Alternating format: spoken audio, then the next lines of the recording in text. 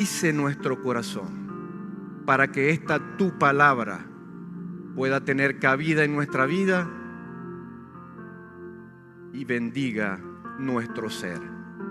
Gracias te damos en esta hora. Recibe toda la gloria, la honra y la alabanza, tú que vives y reinas por los siglos de los siglos. Amén y amén. Gloria a Dios. Gloria a Dios. Gloria a Dios.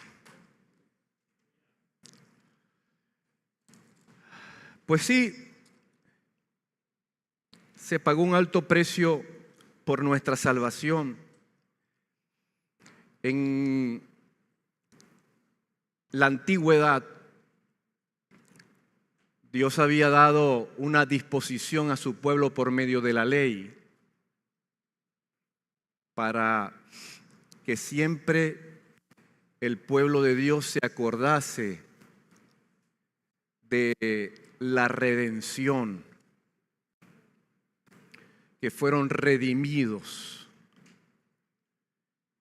Y Dios le dijo a su pueblo Israel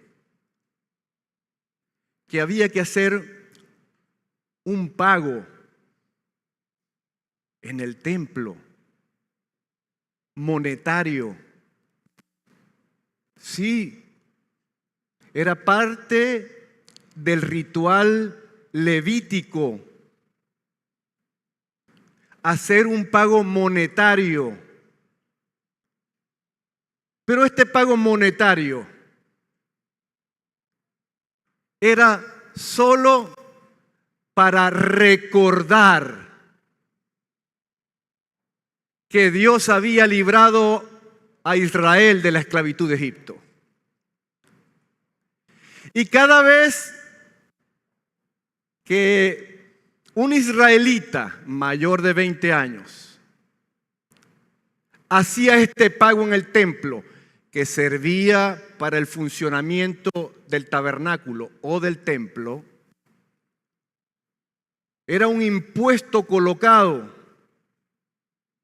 como pago perpetuo para recordar la redención, o sea, para recordar el rescate que Dios había hecho por su pueblo cuando eran esclavos en Egipto. Cuando ellos hacían este pago,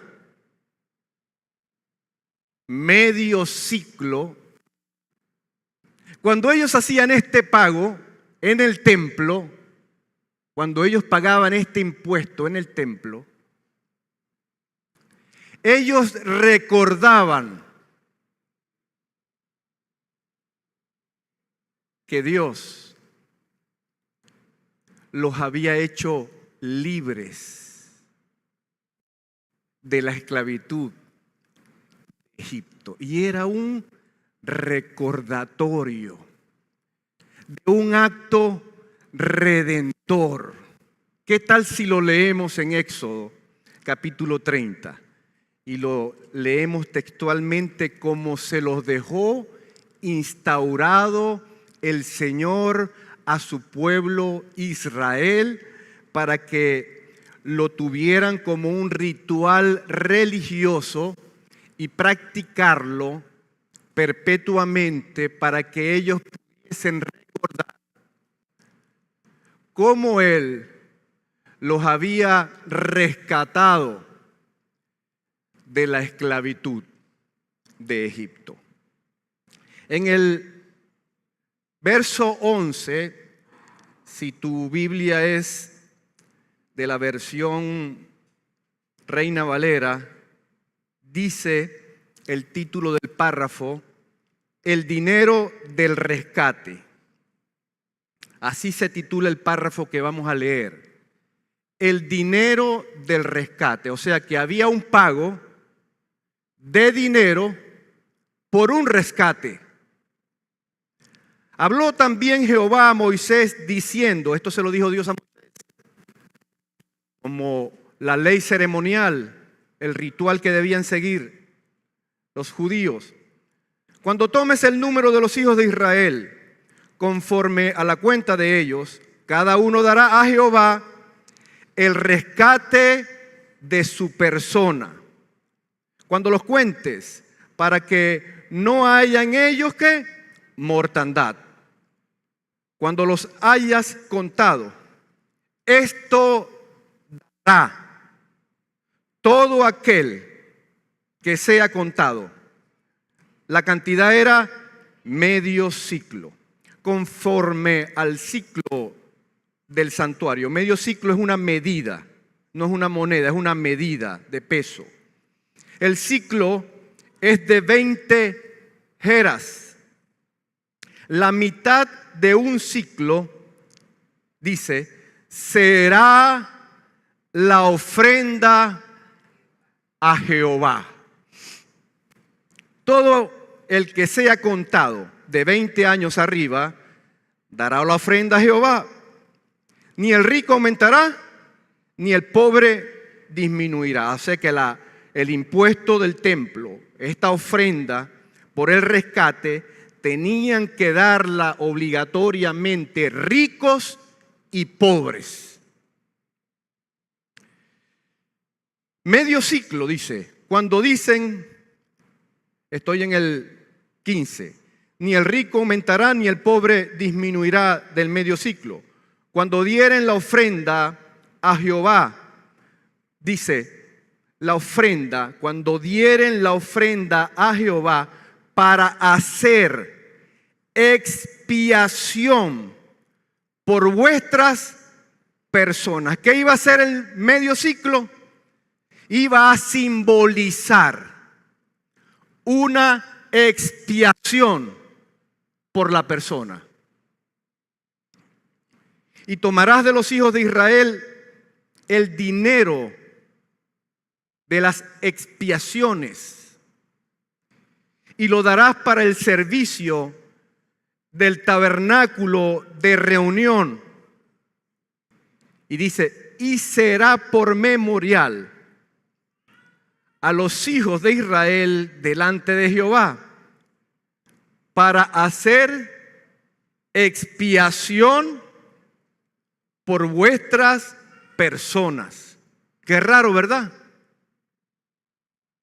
Porque tú y yo habíamos oído que la expiación la hizo Cristo en la cruz por nuestros pecados. Y ese fue el acto expiatorio por excelencia para que tú y yo recibiésemos salvación y vida eterna. Ahora aquí hay un ritual judío, un ritual religioso dado en la ley para que Israel, cada vez que daba este impuesto, para que Israel cada vez que hacía este pago, ellos recordasen que su libertad, que su redención, que su rescate de la esclavitud de Egipto tuvo un alto precio. Y lo vas a hacer de manera que quede en tu memoria, le dijo él a los hijos de Israel, que quede en tu memoria. Y cada vez que tú pagues este impuesto en el templo, tú vas a recordar que tu rescate, además de recordar que lo hizo Dios, que tu rescate costó un alto precio. Y así quedó instaurado en la ley mosaica, en el ritual judío, en la ley ceremonial, el pago del impuesto al templo para recordar el rescate de la esclavitud de Egipto. Esto siguió haciéndose por siglos, por muchos años. En algún momento de la historia le quisieron cobrar este impuesto al Señor Jesucristo. Sí, a él le quisieron cobrar este impuesto. Cuando, ¿se acuerdan aquella escena que sacan una moneda de la boca de un pez? Y él le dice a Pedro, para que pagues tu impuesto y el mío. Bueno, a él le estaban cobrando este impuesto. A Jesús le estaban cobrando este impuesto. Pero veámoslo como dice Mateo y cómo lo relata Mateo en el capítulo 17, porque es importante que entendamos bien esto. Mateo 17, 24.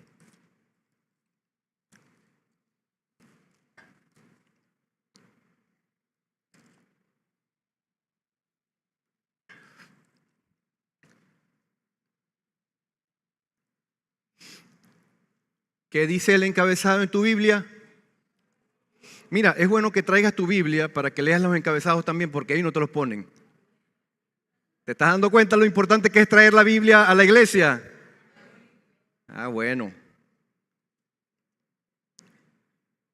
Y si es la reina de las versiones, mejor todavía.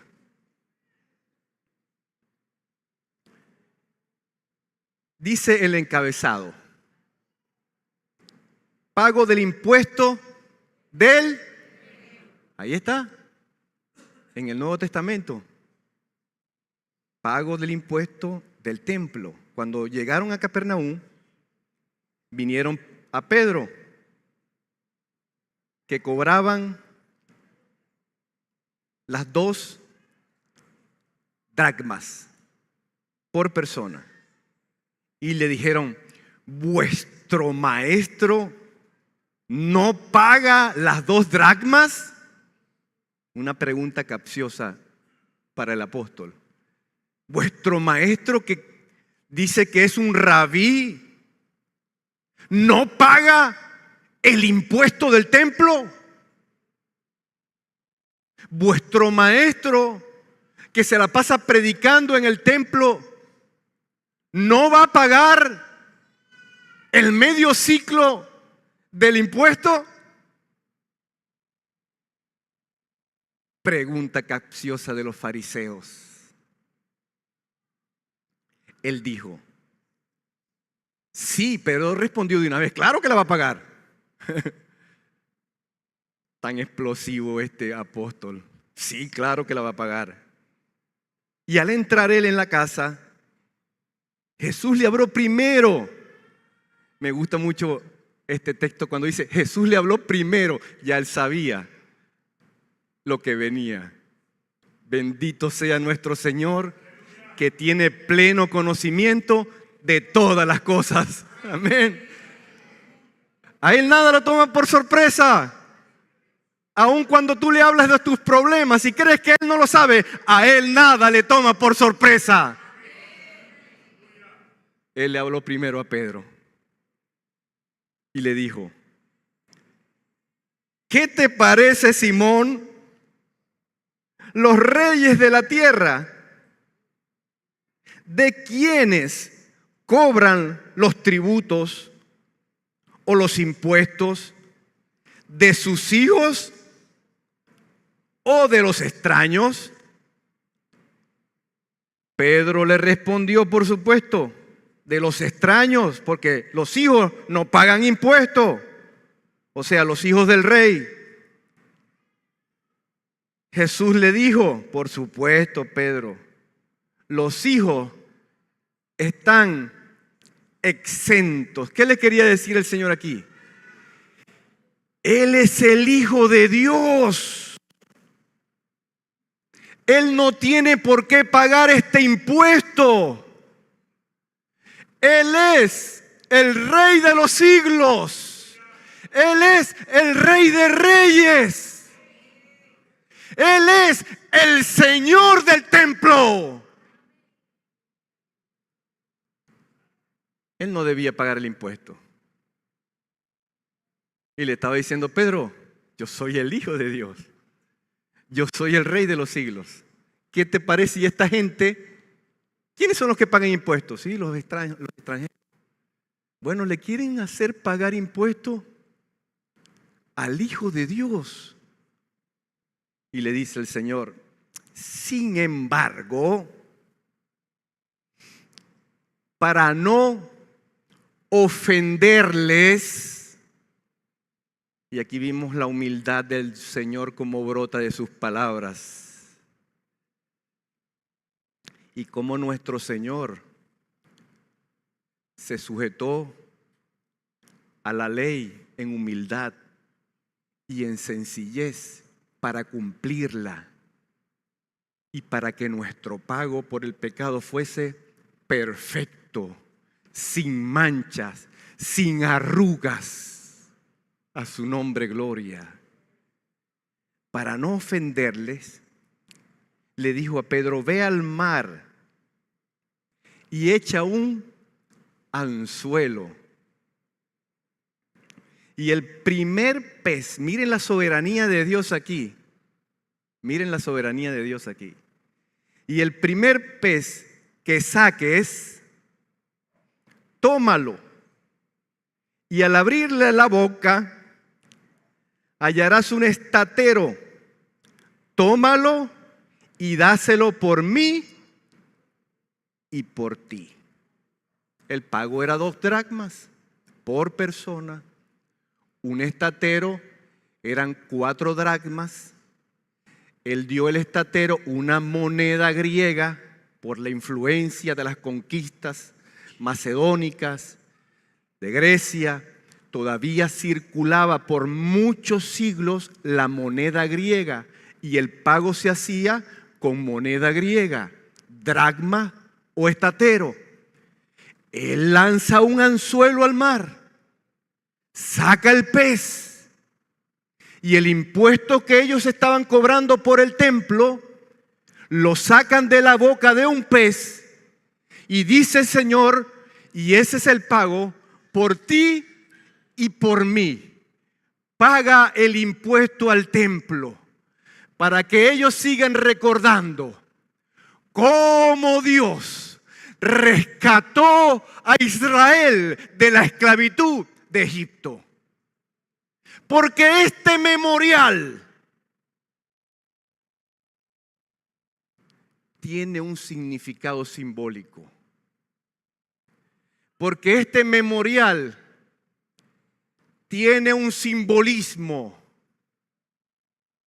que va más allá de medio siglo, que va más allá de 2 dracmas, que va más allá de un estatero, que va más allá de cualquier pago en oro o plata. Esto tiene un simbolismo, que el rescate, que nuestro rescate no costó oro o plata, sino que costó la preciosa sangre de Jesucristo para que tú y yo pudiésemos tener libertad, libertad, libertad del pecado. Su nombre, gloria.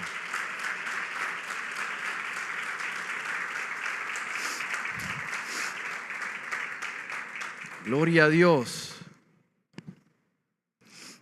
Y este mismo que lanzó el anzuelo sacó el estatero, se lo pagó a los cobradores de impuestos del templo. Este mismo que ejecutó esta acción, él nos enseña un texto en una de las cartas que él escribió. Él nos enseña una doctrina fundamental, medular para nuestra salvación. Primera de Pedro, capítulo 1, verso 18. Veamos la enseñanza de Pedro, el apóstol, el que sacó el estatero del buche de la curvina.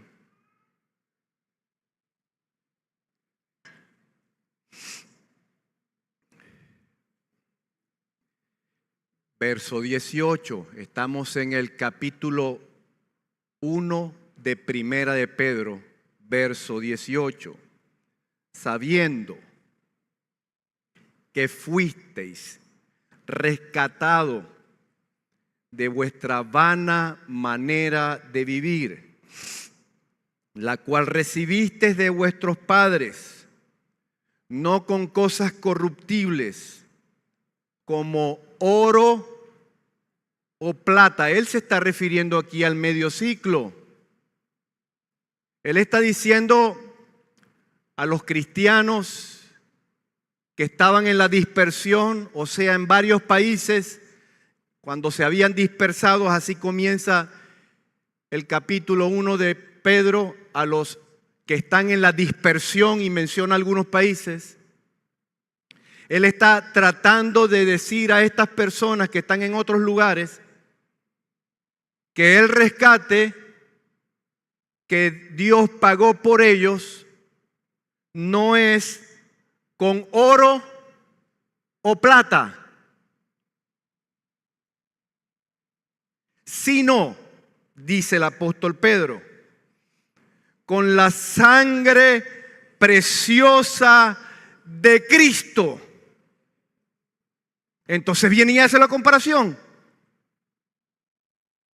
Y hace la comparación con el Éxodo. Como de un cordero sin mancha y sin contaminación.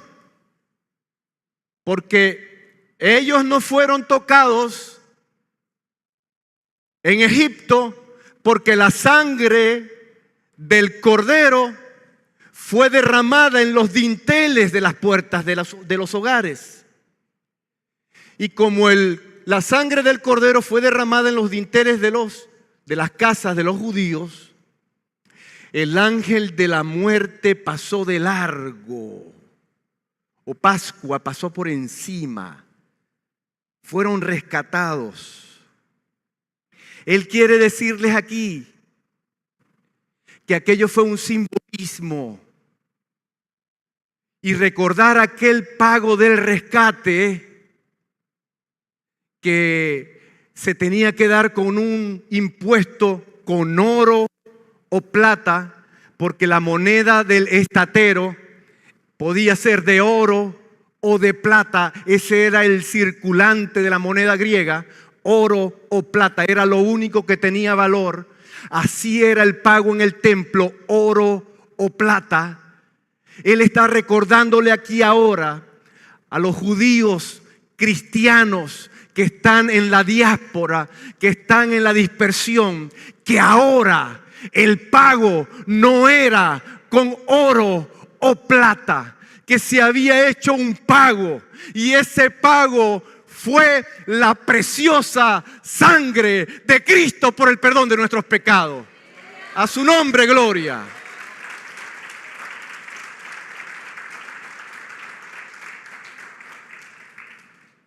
Ahora Él pide que se acuerden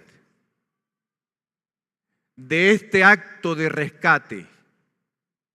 Él pide que se acuerden de este acto de redención. Porque si ciertamente cuando ellos pagaban el impuesto recordaban que habían sido rescatados de la esclavitud de Egipto, entonces ¿cómo un cristiano puede recordar que fue rescatado de las garras del pecado, que fue liberado del pecado, si no hace ningún pago? Porque no tienes que hacer ningún pago. Ya el pago que te correspondía a ti lo hizo otro. Ya el pago que te correspondía a ti no fue de oro y plata. El pago que te correspondía a ti fue la preciosa sangre de Jesucristo. En la época medieval se levantó un predicador con este texto de Éxodo para otorgarle la salvación a los creyentes. Y el hombre era un retórico, Joan Tetzel. Era un retórico, predicador que convencía a cualquiera. Y tomó y trastornó esta doctrina hasta hacerla una falsa enseñanza. Y él decía que para que tu familiar que había muerto sin Cristo pudiese recibir la salvación, tenías que dar un aporte de oro y plata para la salvación de tu familiar. Y tan convencida estaba la gente de esta teoría, de esta doctrina, que empezaron a pagar oro, mucho oro y plata, mucha plata por la salvación de las personas. Y él decía, tan pronto cae la moneda de oro en el cofre, la salvación de tu familiar se ejecuta en el cielo. Esa era la predicación de Tetzel. Y allí es cuando se levantan los reformadores y empieza la predicación de los reformadores y empieza la protesta contra esa doctrina. Y los reformadores dicen lo que dice Pedro en la carta. No es con oro, no es con plata. La salvación no se compra con oro o con plata. La salvación viene por gracia, porque ya hay alguien que pagó el precio y su precio fue de su preciosa sangre. ¡Aleluya!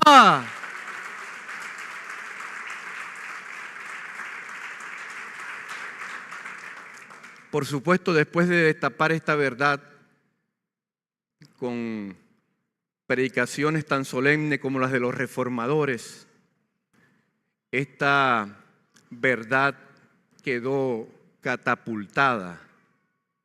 Pero sin embargo,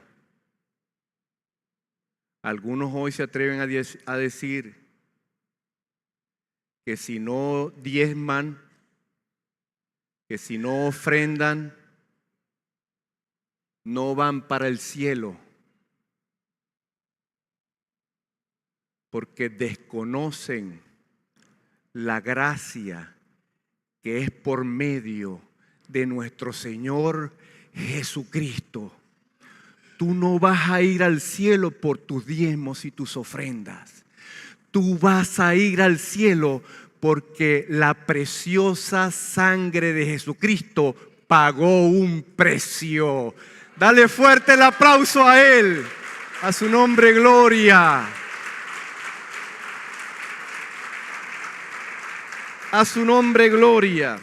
Ahora yo quiero que ustedes observen el tiempo verbal de este verbo en el verso 18. Dice, sabiendo que fuisteis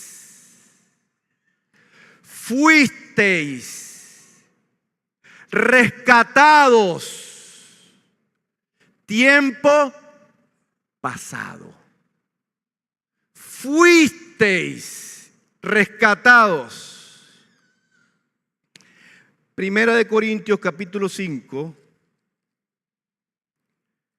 verso 6. Vamos a ver cómo lo dice el apóstol Pablo, porque aquí Pedro dice que fuimos como un hecho pasado. Ok, que aquí en el presente ya no hay que hacer nada más. Que aquí en el presente no hay que hacer ningún pago. porque fuisteis rescatados. El pago se hizo en un momento de la historia. Pablo también lo explica en 1 Corintios capítulo 5, verso 6. No es buena vuestra jactancia. ¿No sabéis que un poco levadura leuda toda la masa? O sea, no te jactes de que tienes salvación y vida eterna. Porque un poco de levadura, un poco de pecado en tu vida, daña toda la masa. Un poco de pecado en tu vida daña toda tu vida.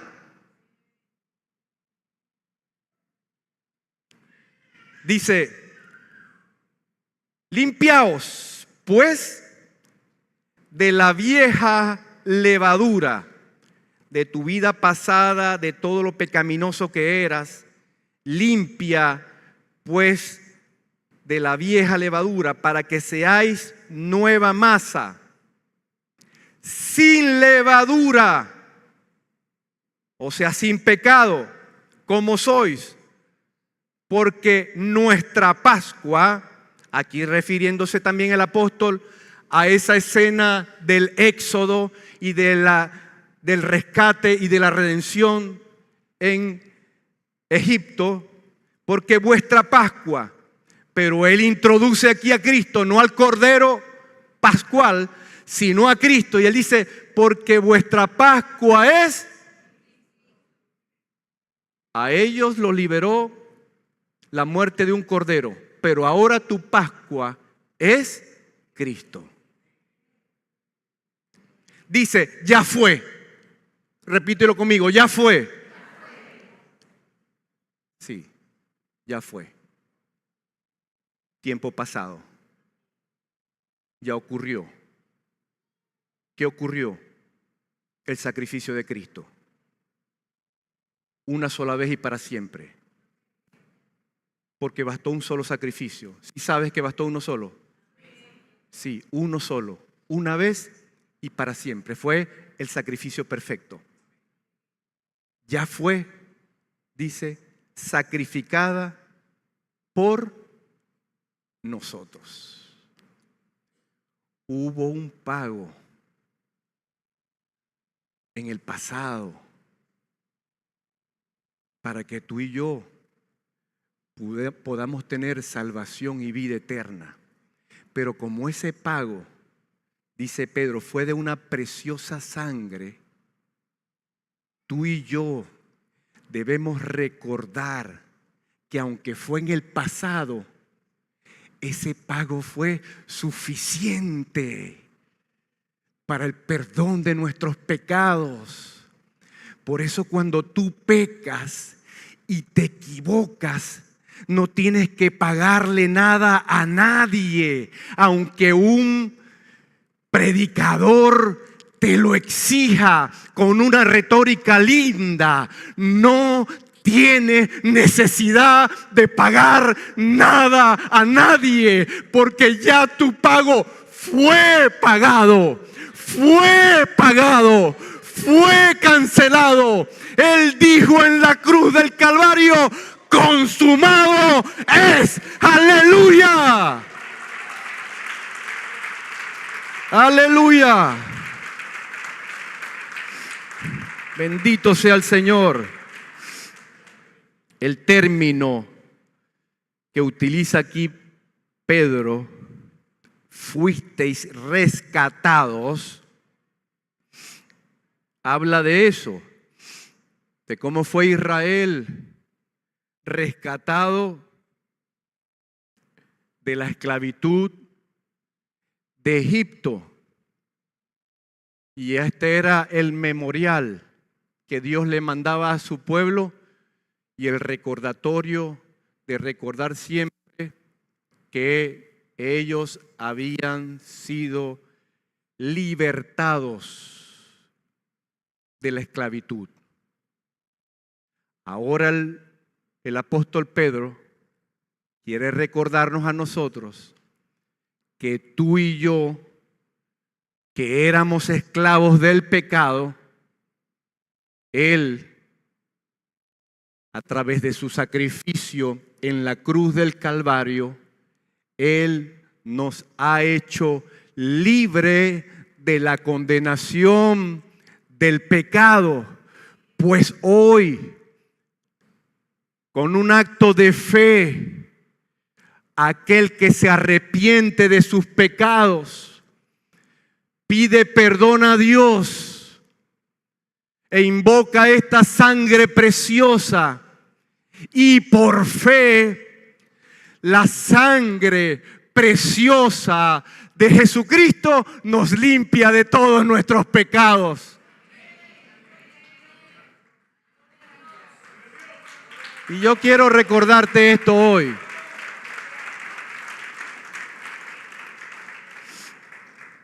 Y yo quiero recordarte esto hoy, porque esto es una exhortación que le está haciendo Pedro a los hermanos que están en la dispersión. ¿Por qué le está haciendo esta exhortación? Para que vivan en santidad. Porque parece que como que otros estaban viviendo en otros países, ahora estaban de su cuenta. Se soltaron el moño. Y como no lo estaban viendo los rabinos y los líderes, y no los estaban viendo los apóstoles y los líderes de la iglesia, porque estaban viviendo en otros países, estaban de su cuenta. Pero a Pedro le llegaron noticias. Fulanito de tal, no, sí te cuento. Sí te cuento. Ese anda perdido en el desierto. Y él está aquí haciendo una exhortación. Aunque ustedes estén en la diáspora, quiero que se recuerden que su salvación tuvo un precio. Que aunque tú creas y entiendas que para ti fue gratuita, para Dios no. Para Dios no fue gratuita. Dios tuvo que dar a su Hijo amado. Dios tuvo que dar a su unigénito. Y tuvo que ver el derramamiento de la sangre de su unigénito para que tú pudieses tener salvación y vida eterna. Así que aunque para ti es gratuita, para Dios no lo fue. Hubo un alto precio que pagar. El Verbo se hizo carne y al Verbo lo crucificaron y derramaron su sangre para tener salvación y vida eterna. Y por eso tú y yo tenemos la libertad de la condenación del pecado, porque hubo derramamiento de sangre. Y como hubo derramamiento de sangre, el apóstol los llama a que vivan en santidad. Lee conmigo, por favor, el verso 15. Sino como aquel que os llamó es santo. ¿Quién los llamó? ¿Quién los llamó? Dios. ¿Y Dios es? Bueno, como aquel que os llamó es santo, sed también vosotros santos en toda vuestra manera de vivir. Porque escrito está, Levítico 11, aquí está él diciendo lo que el Señor le mandó a su pueblo en Levítico 11. No lo busque, solamente está escrito aquí en el Nuevo Testamento también. Porque escrito está, sed santo, porque yo soy. Porque algunos, como la salvación fue gratuita y la sangre que se derramó no fue la de ellos, entonces, bueno, estaban en la práctica del pecado. Y el apóstol Pablo dice, no. El apóstol Pedro dice, no. Gracias, apuntador. El apóstol Pedro dice, no. No te costó a ti. Pero Él derramó su sangre preciosa para que hoy ustedes puedan ser libres del pecado. Entonces, ustedes no pueden andar en la práctica del pecado. Ustedes tienen que estar en santidad. Porque Dios es santo. Ustedes también tienen que ser santos. Porque Dios lo exige en su palabra para sus hijos. Lo exige. Dios no exige a un cristiano que sea mediocre. Dios exige a sus hijos que vivan en santidad. Porque yo soy santo, vosotros también sois santos. Entonces Pedro dice en el verso 18, sabiendo que fuisteis rescatados de vuestra vana,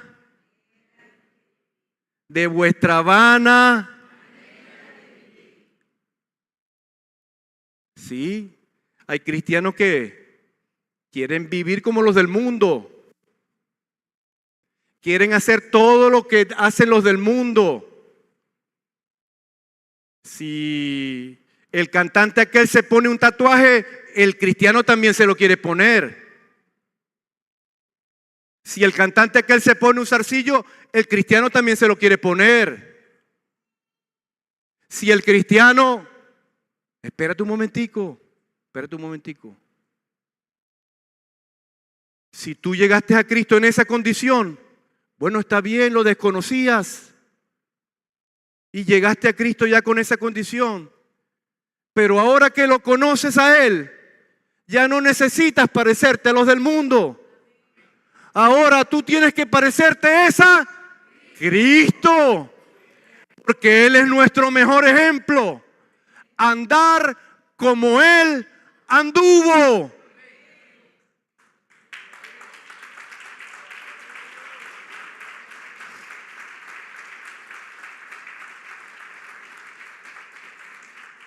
Bueno, habían algunos que tenían 2 novias, 3 novias. Habían algunos que trabajaban para el gobierno.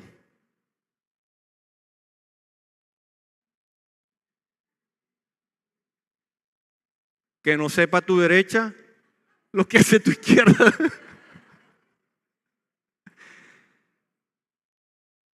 Y como el jefe robó y no se dieron cuenta, el de más arriba robó y no se dieron cuenta, bueno, y Señor, vos sabés que yo necesito un carrito. Y no, eso es una vana manera de vivir. Por eso la ética cristiana no es la ética de este mundo. El comportamiento de los mundanos es una cosa, pero el comportamiento de los hijos de Dios debe ser santo. ¿Por qué? Porque Él es santo. Aleluya.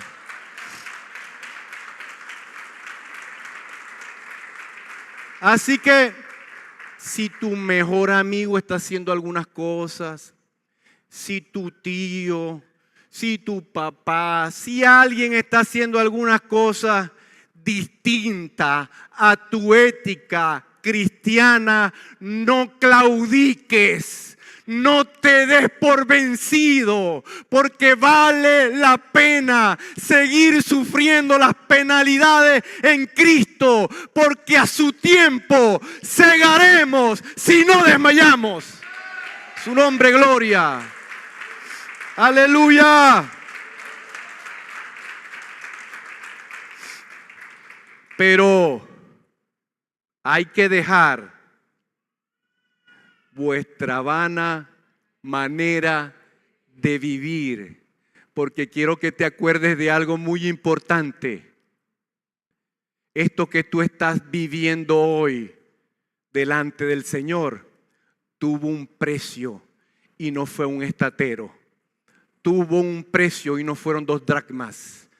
Tuvo un precio, y dice el apóstol Pedro, y fue la preciosa sangre de Jesucristo, nuestro Señor y Salvador. Así que cuando nosotros se nos ofrezca el pecado y venga la tentación a nosotros, recordemos siempre que nuestra salvación no se paga con moneda, que nuestra salvación fue pagada ya por Él, y que tuvo un precio del derramamiento de su sangre, y eso seguramente te alejará del pecado, hermano mío. Eso te alejará del pecado, de la condenación y de la muerte.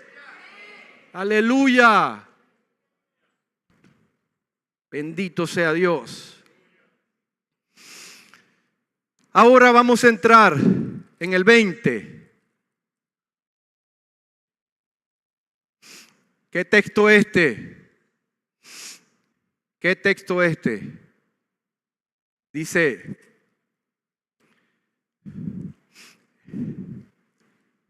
el 20, ya destinado desde antes de la fundación del mundo. Aquí se ve la soberanía de Dios. Ya destinado desde antes de la fundación del mundo, pero manifestado en los postreros tiempos por amor de vosotros. Destinado. ¿Te puede hablar esta palabra de la soberanía, del plan, de la programación de Dios? Cuando habla de la palabra destinado, traduce que se conoció desde antes. Todo fue conocido desde antes. ¿Desde antes de qué? Sí, desde antes de la creación del mundo. Dios, desde antes de la creación del mundo, había destinado que esto iba a funcionar así y de esta manera. Dios no tiene un plan B. Dios lo tenía planeado. Todavía Adán no había pecado. Todavía no se había creado al hombre. Todavía no se había creado el universo. Y ya Dios había destinado el proceso de salvación para ti y para mí. Ya destinado desde antes, dice el apóstol, de la fundación del mundo. Yo quiero que tú veas la rica teología que está enseñando aquí el apóstol Pedro. Él está diciendo que esa sangre preciosa que fue derramada no fue un plan B, no fue a consecuencia de, sino que ya estaba planificado por Dios. Porque Dios, en el pleno conocimiento de todas las cosas, ya Él sabía lo que iba a ocurrir. Y dice, manifestado desde los postreros tiempos. ¿Quién se manifestó? Bueno, el Verbo se manifestó. El Verbo se hizo carne. Bueno, Dios se manifestó a nosotros porque un niño nos es nacido, hijo nos es dado, y el principado sobre sus hombros. Dios se manifestó al mundo a través de su Hijo amado Jesucristo, y Dios se encarnó. Dios se encarnó. Ese es Jesucristo, Dios encarnado. Y ese mismo Dios encarnado hizo su obra. Y los apóstoles pudieron percibir en ese Dios encarnado todos los actos sensoriales de un ser humano. Todos. El cansancio, él lloró, él tuvo hambre, él tuvo angustia, él tuvo dolor. Todos esos actos sensoriales fueron captados por los apóstoles. Y estamos hablando de alguien que caminó con él y que lo vio cansado y que cuando tuvo sueño se acostó en la barca. ¿Por qué se acostó en la barca? Porque tenía sueño. Porque el Verbo encarnado, el Dios encarnado, pudo sentir como nosotros. Porque en el Getsemaní él tuvo angustia y le dijo al Padre: pasa de mí esta copa, porque es un dolor muy grande, es una angustia muy grande. Pero él dijo, en medio de su dolor y de su angustia: hágase tu voluntad, porque a eso yo he venido. Y cuando se murió Lázaro, él lloró. ¿Por qué lloró? Porque se sintió de su amigo, aunque él tenía el pleno conocimiento de saber que lo iba a resucitar. Él lloró porque vio como los brazos de la muerte atraparon a su amigo. Pero cuando él dijo: Lázaro, ven fuera, él rió. Él se gozó porque pudo ver también que la muerte no pudo retener a Lázaro y que la autoridad del Verbo se manifestó allí. Aleluya. Ellos vieron cómo este hombre sufrió en la cruz. Ellos vieron los latigazos. Ellos vieron los clavos. Ellos vieron la corona de espina en su sien. Y ellos vieron el derramamiento de esa sangre. Por eso Él está pidiendo con el corazón: por favor, dejen la vana manera de vivir. Porque tu salvación costó la preciosa sangre que yo vi que fue derramada en la cruz del Calvario para el perdón de tus pecados. Y por eso hoy yo te pido, si tú estás en una vida pecaminosa, por amor a esa sangre que fue derramada por ti, por amor a Él, deja esa vana manera de vivir que te puede llevar a la condenación. Y encamínate en una vida de santidad, en el camino de Cristo, en el camino que agrada a Dios. Porque si permaneces fiel, allá vamos a estar con Él. Aleluya.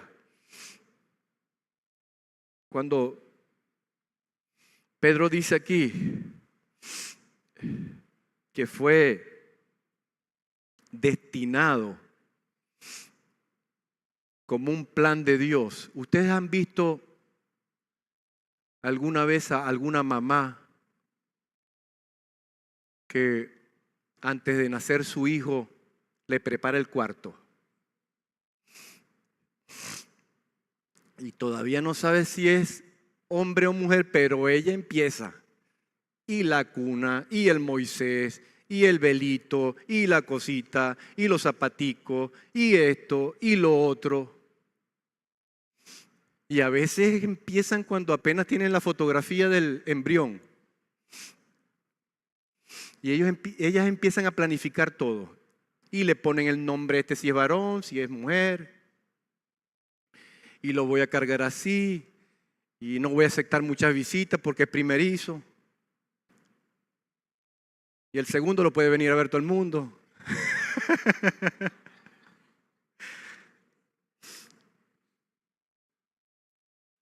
Empieza la planificación. Y cuando nace el bebé, oye, ya está todo listo. El cuarto impecable, los zapaticos, el nombre, los días en que lo van a venir a visitar. Todo está planificado. Ahora yo te pregunto, si una mamá puede planificar de esta manera antes de que nazca su hijo, yo te digo, Dios puede planificar desde antes que todo ocurriera tu acto de redención. Pues yo creo que sí, porque si Él creó los cielos y la tierra, si Él creó el hombre y todo lo que existe, el universo que tú y yo no conocemos, si Él creó todas las galaxias que tú y yo no conocemos, pero las creó, y porque tú no las conozcas no quiere decir que no las creó, existen. Si Él creó todas esas cosas, ¿no pudo planificar mejor que una mamá? Claro que lo pudo planificar mejor que una mamá. Por eso, Él planificó tu redención, tu rescate, tu salvación. Él lo planificó para que hoy tú solamente puedas decir: recibo a Cristo en mi corazón y en mi vida como Señor y Salvador, y ya. ¿Tan fácil es? Sí, tan fácil es. Porque tú no pagaste nada. Él lo hizo todo. Él es el elegido y el elector. Él fue elegido para salvación y Él elige los que son salvos. Él es el elegido y Él es el elector. Él fue elegido para tu salvación. Y Él te ha elegido a ti para salvación y vida eterna. A su nombre.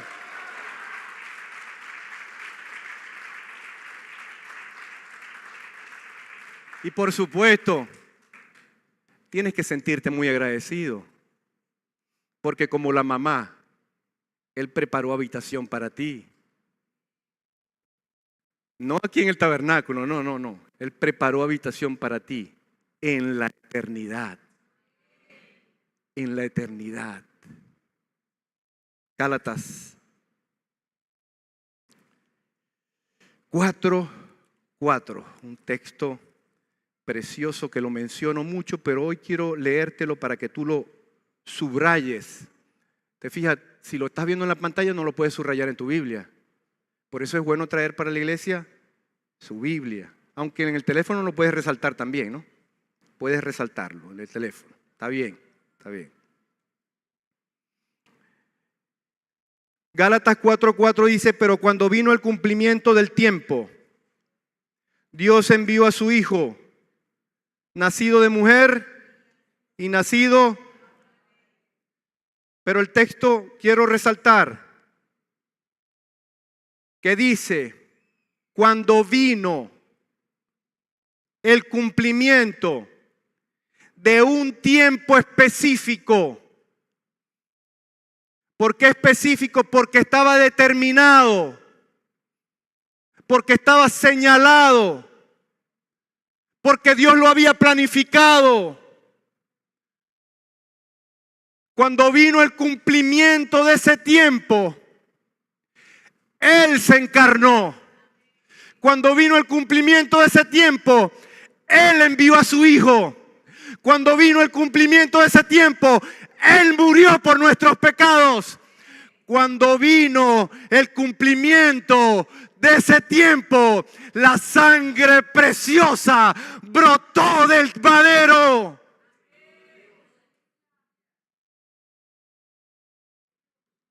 Cuando vino el cumplimiento del tiempo, ya el recordatorio del Cordero del Éxodo era pasado.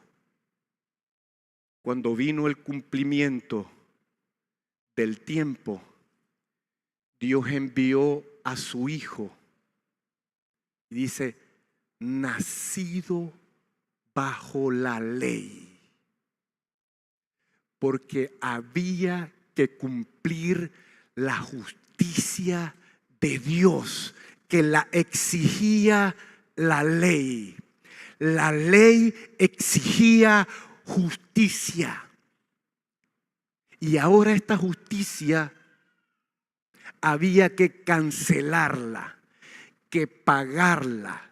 Y dice Pedro, no es con oro o plata. Esta justicia se canceló, se consumó con la preciosa sangre de Jesucristo. Hoy tú y yo tenemos perdón de nuestros pecados. Dale fuerte el aplauso al Señor.